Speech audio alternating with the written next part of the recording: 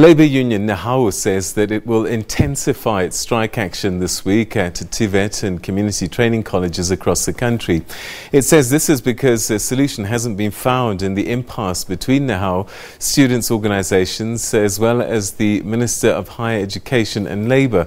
The national strike by workers affiliated to NEHAWU is in its third week now. Their demands include full-time employment for contract workers and the realignment of the TVET sector organogram. For more on this, I'm now joined in studio by NEHAWU President Mzwandile Mkwaiba. Thank you very much for joining us. Welcome to the program. Thank you very much. Mkwaiba. Mkwaiba. Apologies to you. Thank you. All right, so let's begin with, how did we get to a point where we are 3 weeks now and still no resolution? What's the sticking point? Well, I don't see a sticking point, but I see an arrogant attitude of those who are in authority who are supposed to resolve issues when they are being raised to them. And so I'm seeing there's a number of issues on the table.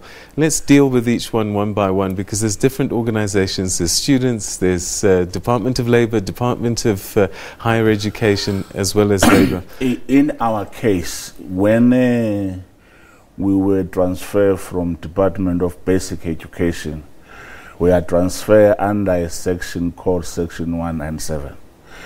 When that happened, you enjoy the right that you find on that side, that you enjoy the right that you already had. So none of those things have occurred when we were transferred. There's also Section 198 that deals with people that are temporal, how long people can be temporal. On the 2015, the minister then issued a circular that says all temporal teachers, temporal lecturers and workers must be made permanent. That has not been done by the Director General.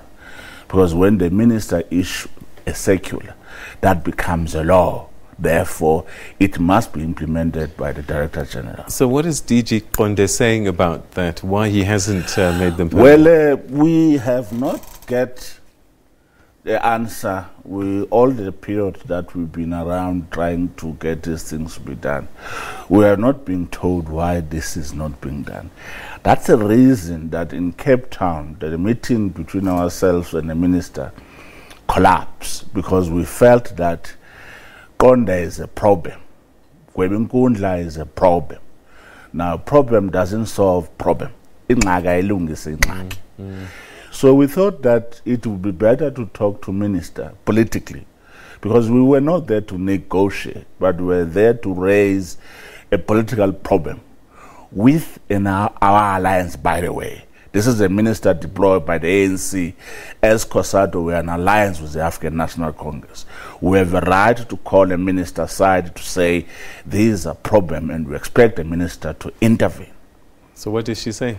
Well, I may be wrong, but I have a view that abanye abantu apha eMzantsi Afrika bafana nabantu abavelele kwezinye planet, kwezinye societies different ezingeyo South Africa, because I can't tell you what are the problem of the minister not to deal with these issues. Because we met with her when she was appointed. We told her these things. She gave Konde Kwebinkundla an instruction to sort out these things. So it's not just spread. Konde has a circular. Konde has an instruction from the current minister to resolve these things. Things that must be resolved is the fact that all workers that are temporary must become permanent. How many workers are we talking about? Wow. Some categories are 200, some categories are 100 and something, and so on. And give us an idea of how long some of them have been temporary for. More than 15 years. 15 years? Yes, more than 15 years. Some on temporary contracts? Yes, some of them. And more this than 15 then means remember, no pensions? Remember they were working under the basic education. They were not necessarily covered by any law at that time, because this law that says when people are 3 months permanent must be deemed as if they're permanent, has not been in place. Okay. So now it's there. Our expectation is that it must be implemented. The minister and then minister gave a circular. It did not happen. We have workers who works in the old night schools. It's called now community colleges. Those workers don't have any kind of a right. They don't have pension.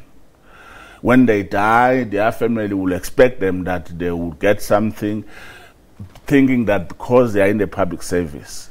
But unfortunately, they don't have those. Again, working for many years. Yes, there's another thing that we said must be sorted out. But we're not being successful. I have not personally been very close to this particular problem. When I learn about it, it becomes that perhaps we have led the department to run away with murder. Therefore, we should consider legal process as well. 1, to interdict.